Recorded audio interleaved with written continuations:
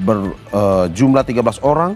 Selain itu juga masih ada 3 orang lain tersangka yang sampai saat ini masuk daftar pencarian orang. Mana rekan-rekan bisa melihat di belakang kita adalah para tersangka yang berjumlah 13 orang yang sudah kita amankan. Baik, kita mulai untuk penyampaian press release ini.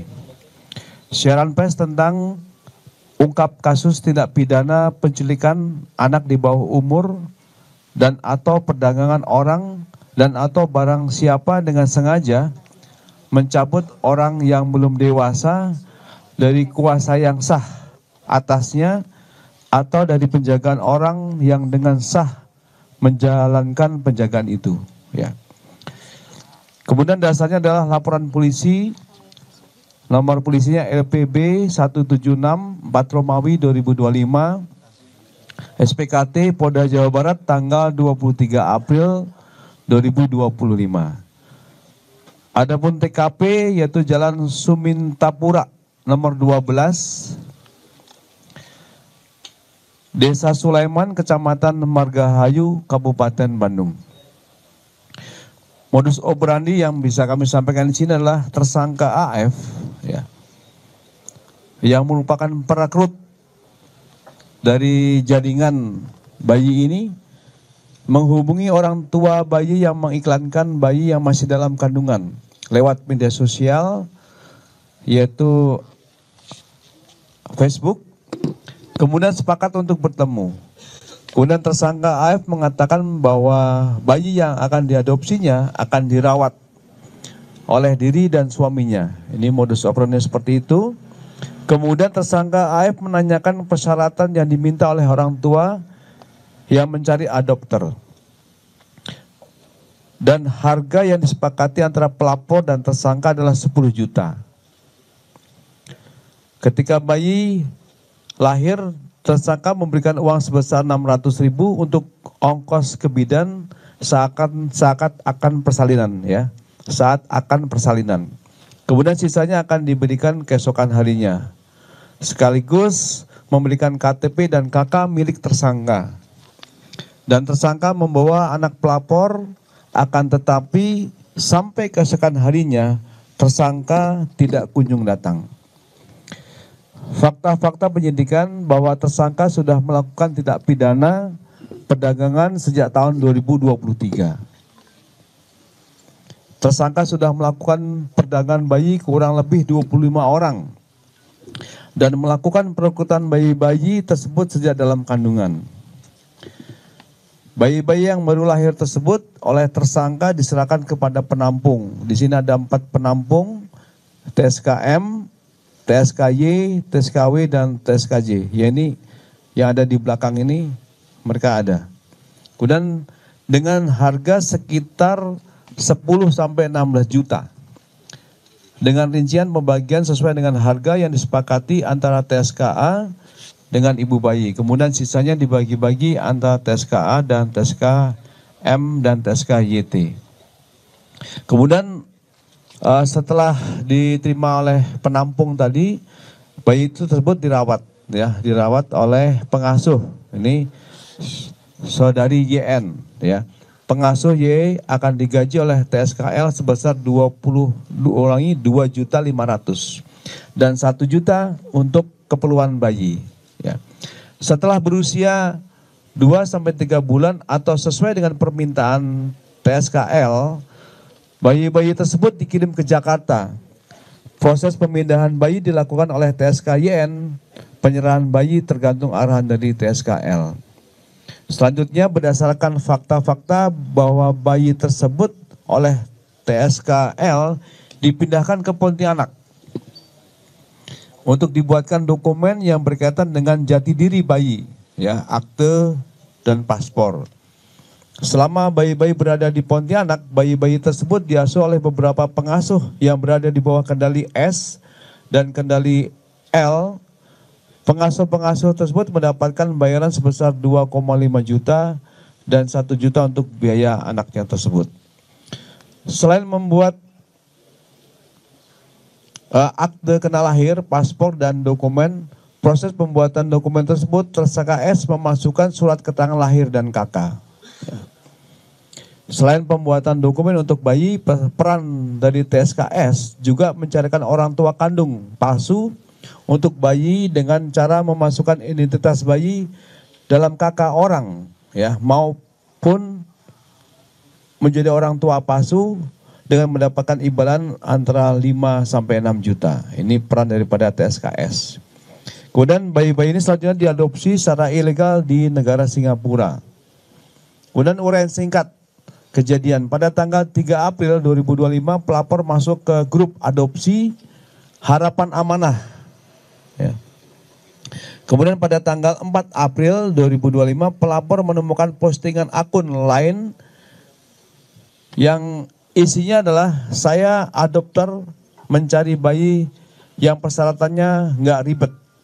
Kemudian pelapor menanggapi di kolom postingan tersebut, ya, ada L bulan April jika laki-laki. Ini pada postingannya dideteksi oleh penyidik pada pukul 20.55 WIB.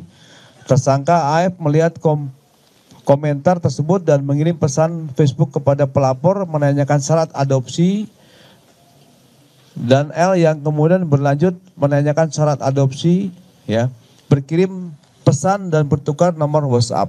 Jadi setelah berbincangan di media sosial Facebook tadi, mereka akhirnya japri di WhatsApp. Kemudian pada tanggal 5 April 2025, tersangka AF bersama dengan tersangka NY datang ke rumah pelapor untuk membicarakan proses adopsi. Tersangka AF mengaku ingin mengadopsi bayi tersebut untuk pribadi dengan alasan sudah menikah lama dan belum dikaruniai anak. Ini modusnya seperti itu. Dan pada tanggal 6 April tersangka AF membawa istri pelapor ke bidan untuk diperiksa kandungan yang saat itu sudah pembukaan 3 maju ke 4. Sore harinya tersangka AF bersama dengan tersangka NY datang ke bidan untuk mendampingi proses kelahiran. Pada tanggal 9 April 2025 tersangka AF bersama dengan tersangka NY datang ke rumah untuk mengambil bayi yang kemudian diserahkan kepada tersangka DHH. Ya. DHH sudah membawa saudari C, yaitu klien yang mengadopsi bayi saudari C, dengan membayar 11 juta kepada AF, yang pembagiannya 5 juta kepada korban, ya, 2.300.000 untuk membayar biaya persalinan, 600 transfer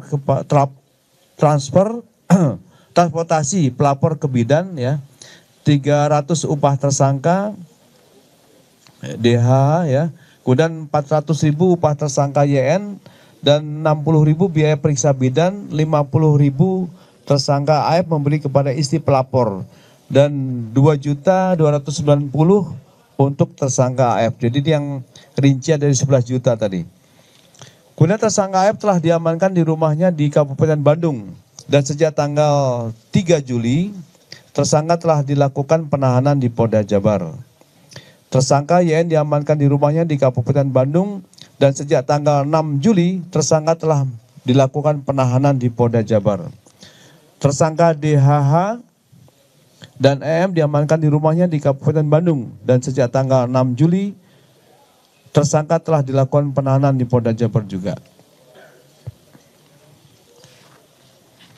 Kemudian untuk tersangka yang sudah diamankan, dari rilis kita pertama kemarin doorstop itu adalah 12 orang, dan saat ini ada penambahan 1 tersangka menjadi 13 orang dengan inisial Y, usianya 35 tahun, perempuan. Untuk KTP ini di Jakarta, tetapi yang bersangkutan tinggal di Kalimantan Barat, jadi tepatnya di Pontianak, di tempat penampungan tersebut. Kemudian ada 3 tersangka yang saat ini sedang kita DPO-kan, ya, saudari P, kemudian saudari NY, dan saudari YT. Kemudian untuk kondisi anak-anak kita yang saat ini kita tampung di rumah penampungan, dan rekan-rekan juga kemarin sudah ada beberapa yang berkunjung ke sana. Yang pasti sejak awal setelah kita bawa dari rumah penampungan dari Kalbar Pontianak, kita rawat ya, rawat inap dulu di rumah sakit Sartika Asih untuk memeriksa kesehatannya. Ya, general check up sudah dilakukan. Kemudian kebutuhan dari si bayi sudah kita lengkapi, kemudian kita serahkan kepada panti asuhan yang saat ini bekerja sama dengan pemerintah. Kemudian untuk saksi-saksi, rekan-rekan sekalian, bahwa untuk saksi-saksi sudah diperiksa oleh Direktorat Reserse Umum ini berjumlah 13 orang. Ya. Pertama adalah saudara DH sebagai pelapor, kemudian saksi ada kurang lebih 12 orang. Ya. Kemudian untuk barang bukti, rekan-rekan sekalian tadi sudah kita perlihatkan di awal barang bukti yang berhasil kita sita yang mendukung untuk proses penyidikan ini. Namun saya rinci bahwa 13 barang bukti ini terdiri dari 26 lembar fotokopi akte, ya, ada di sini, ya. Kemudian 15 lembar fotokopi kartu keluarga, 26 KTP, kemudian 8 akte perkawinan, 2 bundel hasil lab, 2 bundel paspor, 4 bundel rekening koran, 9 HP, ya. Kemudian 1 lembar dokumen cap notaris, 1 buah ayunan bayi, kemudian 2 buah kartu identitas anak, dan 1 buah buku kesehatan ibu dan anak. Kemudian rekan-rekan sekalian, kami sampaikan untuk undang-undang yang dipersangkakan. Ya, ini cukup panjang, memang karena bahasa hukum. Ya, kita sampaikan bahwa tindak pidana penculikan di bawah umur dan atau perdagangan orang dan atau barang siapa dengan sengaja mencabut orang yang belum dewasa dari kuasa yang sah atasnya, atau dari penjagaan orang yang dengan sah menjalankan penjagaan itu, sebagaimana dimaksud dalam pasal 83 Undang-Undang Nomor 17 Tahun 2016 tentang penetapan Perpu Nomor 1 Tahun 2016 tentang perubahan kedua atas Undang-Undang Nomor 23 Tahun 2002 tentang perlindungan anak, dan atau pasal 2 dan atau pasal 4 dan atau pasal 6 Undang-Undang RI Nomor 21 Tahun 2027 tentang TPPO dan atau pasal 33 KUHP. Ancaman hukuman di sini berdasarkan undang-undang yang dipersangkakan tadi adalah paling lama 15 tahun. Kemudian dari rangkaian kegiatan yang sudah dilakukan ini dari rekan-rekan Direktorat Umum, ya, Reserse Direktorat Umum Jabar ini akan melakukan pemeriksaan terhadap saksi ahli, ya, tindak pidana, TPPO dan pusat laboratorium forensik. Kemudian melakukan pendalaman pemeriksaan tambahan terhadap tersangka-tersangka dan saksi-saksi. Kemudian melakukan pencarian tersangka lain, ya. Ini yang sudah kita keluarkan, terbitkan DPO-nya ada 3 orang, yaitu inisial Popo, YT, dan NY. Kemudian melakukan pemeriksaan barang bukti laboratorium forensik terkait barang bukti.